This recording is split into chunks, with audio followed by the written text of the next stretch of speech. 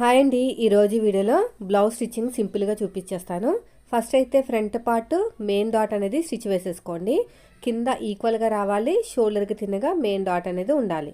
తర్వాత వచ్చేసి ఉక్స్ పట్టి కాజా పట్టి దగ్గర ఉన్న డాట్ ఒక 2.5 వరకు వేసుకోవచ్చు. ఆ తర్వాత వచ్చేసి చంక దగ్గర ఉన్న డాట్ మెయిన్ డాట్కి తిన్నంగా వేసుకోవాలి. చూసారా, ఇలా అనమాట. చూడండి ఎంత బాగా నిలబడిపోయిందో. స్టార్ నెక్ అండి ఇది. తర్వాత వచ్చేసి రెండో పార్ట్ కింద ఈక్వల్గా పెట్టేసుకోవాలి, షోల్డర్కి తిన్నగా కుట్ అనేది రావాలి. తర్వాత వచ్చేసి ఉక్స్ పట్టి కాజా పట్టి దగ్గర ఉన్న డాట్ చూడండి ఇక్కడ. తర్వాత వచ్చేసి చంక దగ్గర ఉన్న డాట్, ఇది మెయిన్ డాట్కి తిన్నగా రావాలి.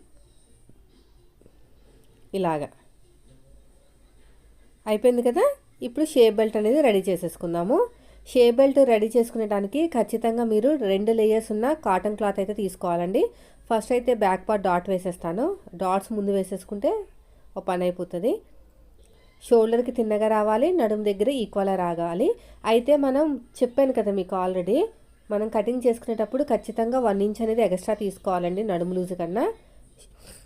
ఇక డాట్ వేసుకుంటాం కదా, అందుకోసం.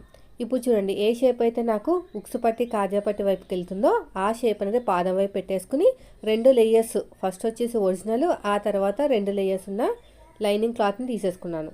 ఫస్ట్ లైనింగ్ క్లాత్ వచ్చేసి కొంచెం మనం కటింగ్ చేసుకున్నప్పుడు లైనింగ్ క్లాత్ ఉంటుంది కదా అది. రెండోది వచ్చేసి వేస్ట్ క్లాత్ అనమాట. అంటే రెండోది మీరు ఖచ్చితంగా లైనింగ్ క్లాత్ ఉండాల్సిన అవసరం లేదు, ఏది తీసుకున్నా పర్లేదు.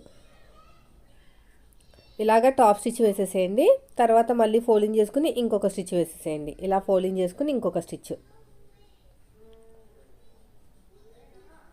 ఇప్పుడు ఎగస్ట్రా క్లాత్ని నీట్గా కట్ చేసేయండి.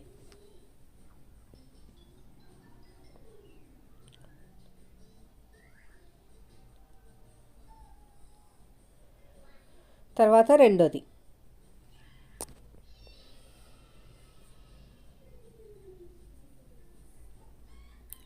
ఏ షేప్ అయితే నాకు సైడ్ జాయింట్ వైపుకి వెళ్తుందో ఆ షేప్ అనేది పాదం వైపు పెట్టాను.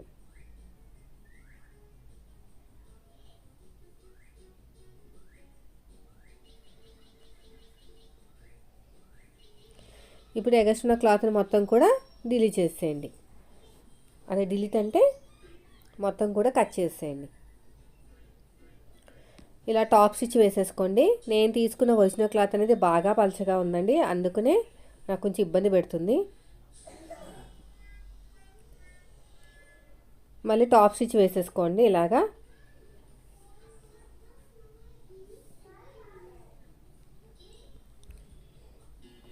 మొత్తం నీట్గా కట్ చేసుకోవాలి. సో ఇప్పుడు ఒకదాని మీద ఒకటి పెట్టేసుకుని చెక్ చేసుకోండి కరెక్ట్గా ఉన్నాయో లేదో. ఇప్పుడు మనం షేప్ బెల్ట్ అనేది జాయిన్ చేసేద్దాం. సో ఇప్పుడు మనకైతే నేను ఉల్టా అనేది ఫ్రంట్ పార్ట్ నా వైపు పెట్టేసుకున్నాను. ఆటోమేటిక్గా సీదా అనేది షేప్ బెల్ట్ అనేది కింద ఉంటుంది అనమాట. అలా ఉంటేనే మనకి ఉల్టా సీదా రాకుండా ఉంటుంది. అయినా కుట్టేటప్పుడు నేను చెప్పిన మెథడ్లో కుట్టారంటే షేప్ బెల్ట్ రెడీ చేసుకున్నారంటే ఉల్టా సీదా పడదండి. ఇలా ఓపెన్ చేసేసుకుని మొత్తం కూడా నీట్గా ఇలాగా ఫోల్డింగ్ చేసుకుని స్టిచ్ వేసేసుకోవాలి. ఇన్విజిబుల్ షేప్ బెల్ట్ అనమాట, అసలు ఖర్చు అనేది బయటకు రాదు. ఇలా ఉంటుంది.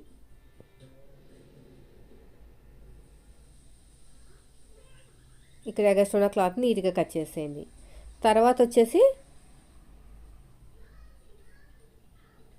రెండోది, ఈసారి ఫ్రంట్ పార్ట్ షేప్ అంటే ఫ్రంట్ పార్ట్ సీదా అనేది నా వైపుకు ఉంది. దీని మీద షేప్ బెల్ట్ ఇలా పెట్టుకుంటూ మెయిన్ డాట్ అనేది పాదం వైపుకి ఫోల్డ్ చేసుకుంటూ వచ్చేస్తున్నాను.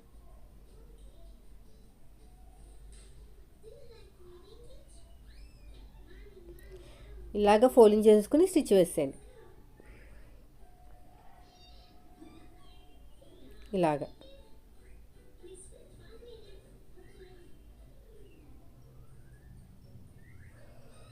అయిపోయింది కదా. ఇప్పుడు మీరు తీసుకున్న ఆది బ్లౌజ్ ఒకసారి చెక్ చేయండి. మీకు ఉక్స్ పట్టి కాజా పట్టి ఎటుందో దాన్ని బట్టి మీరు చూసుకోవాలన్నమాట. నాకు ఎడమ చేతి వైపుకి కాజా పట్టి ఉందండి. దానికోసం ఒరిజినల్ క్లాత్ని 3 ఇంచులు, లైనింగ్ క్లాత్ని కూడా 3 ఇంచులు తీసుకున్నాను. ఒరిజినల్ క్లాత్ అనేది మీరు స్ట్రాంగ్గా ఉంటే, అంటే కొంచెం దలసరిగా ఉంటే పర్లేదు. నాకు పలచగా ఉంది కాబట్టి నేను 3 ఇంచులు తీసుకుని లైనింగ్ క్లాత్ కూడా జాయిన్ చేసుకున్నాను.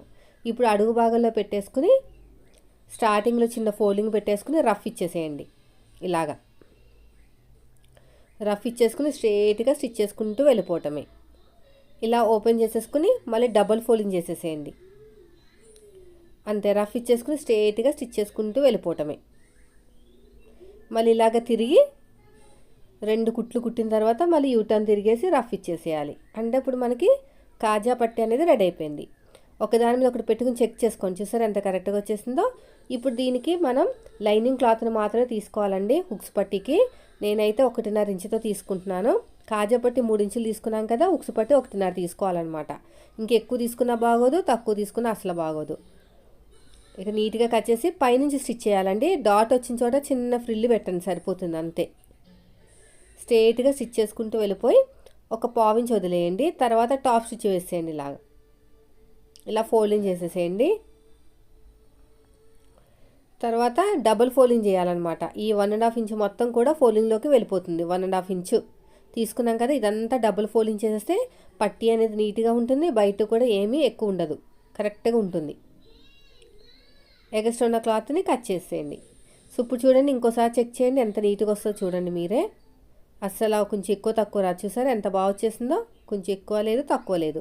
ఒక్క గీత ఎక్కువ ఉన్నా పర్లేదు, మరి 1/2 ఇంచు అలా ఉంటేనే. అయినా ఇది స్టార్ షేప్ కదా, అందుకని అలా వచ్చింది అంతే. సో ఇప్పుడు షోల్డర్స్ని జాయిన్ చేసేసుకుందాం. అంతకంటే ముందు బ్యాక్ పార్ట్ని ఇలాగ సగానికి ఫోల్డ్ చేసుకుని దీని మీద ఫ్రంట్ పార్ట్ పెట్టేసుకుని చూసుకోండి ఎక్కువ తక్కువ ఏమైనా వచ్చినాయా. ఎందుకంటే డాట్ వేసాం కదా, కిందకి జారుతుంది అనమాట లైట్గా. ఇప్పుడు పట్టీ అతికేసుకుందాం, బ్యాక్ పార్ట్ పట్టీ. నేను కటింగ్లో చెప్తాను కదా, కూర ఉన్నదాన్ని 1.5 ఇంచుతో కట్ చేసుకోవాలని, అదేనండి ఇది. ఇలా కట్ చేసుకుని కుట్టుకుంటే మనకి టైం అనేది సేవ్ అవుతుంది అనమాట. ఇప్పుడు నీట్గా హెచ్చు తగులు లేకుండా ఇలా కట్ చేసుకోవాలి మొత్తం కూడా. ఇక్కడ కూడా అంతే. ఇప్పుడు ఫస్ట్ నుంచి లాస్ట్ వరకు ఇలాగా స్టిచ్ చేసుకుంటూ వెళ్ళిపోవటమే. డాట్ వచ్చిన చోట చిన్న ఫ్రిల్ పెట్టేసుకోండి. ఇలాగా ఫ్రిల్ పెట్టేసేయండి. ఇక్కడ కూడా అంతే.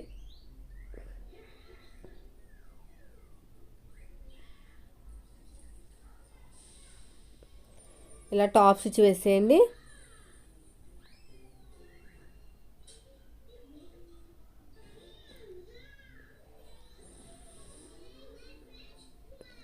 ఇప్పుడు మనకి నడుము లూసు మార్కింగ్ వేసుకోండి. మనం తీసుకున్న ఆది బ్లౌజ్ అయినా సరే, బాడీ కొలతనైనా సరే. నాకు బాడీ కొలతలు ఇచ్చారు, నాకైతే 9 ఇంచులు వచ్చిందండి, అంటే 36 సైజు. సో నేను 9 ఇంచులకి మార్కింగ్ వేసాను ఇక్కడ.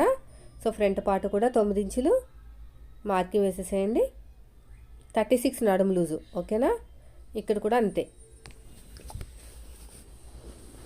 ఇప్పుడు షోల్డర్స్ని జాయిన్ చేసుకుని పైపింగ్ వేసేయండి. నేను పైపింగ్ చూపించానండి, సపరేట్గా ఒక వీడియో కూడా పోస్ట్ చేశాను స్టార్ నెక్ కోసం. ఈ కటింగ్లోనే అంటే ఈ బ్లౌజ్కి సంబంధించిందే పైపింగ్ కూడా చూపించాను కాబట్టి ఈ వీడియోలో చూపించట్లేదు, ఓన్లీ స్టిచ్చింగే చూపిస్తున్నాను. ఎవరైనా కావాలంటే అడగండి, నేనైతే పిన్ చేస్తాను. సో ఇలాగ జాయిన్ చేసేసుకుని పైపింగ్ కూడా స్టిచ్ వేసేయండి. ఆ తర్వాత వచ్చేసి హ్యాండ్స్, మోడల్ హ్యాండ్స్ కూడా నేను చూపించానండి ఆల్రెడీ వీడియోలో, ఒక 3 డేస్ బ్యాక్ 4 డేస్ బ్యాక్. ఇది మోడల్ హ్యాండ్స్ అనమాట. దీనికి మొత్తం హ్యాండ్స్ ఎలాగైతే కుడతామో అలాగే కుట్టేసుకుని ఇలా సగానికి ఫోల్డ్ చేసేసుకుని మనం ఇక్కడ చూడండి, ఇది ఆల్రెడీ నేను చూపించింది 3 ఇంచులు ఎంత వచ్చిందో బార్డర్ చూసుకోవాలి. దీని ప్రకారం మనం డిజైనర్ బ్లౌజ్ అనేది కట్ చేసుకోవాలి. డిజైనర్ బ్లౌజ్ హ్యాండ్ అనేది ఇదండి, ఈ బ్లౌజు హ్యాండ్. దీని గురించి కూడా నేను ఆల్రెడీ వీడియో పోస్ట్ చేశాను. హ్యాండ్ కుట్టేసిన తర్వాత మనకి సైడ్ జాయిన్ చేసేసుకున్నామంటే బ్లౌజ్ అనేది రెడీ అయిపోతుంది. ఈ పైపింగ్ చూపించాను, హ్యాండ్స్ కూడా చూపించాను, ఓన్లీ బాడీ పార్టే చూపించలేదని ఈరోజు చూపించాను అనమాట. వీడియో నచ్చితే మాత్రం లైక్ చేయండి. Thank you for watching.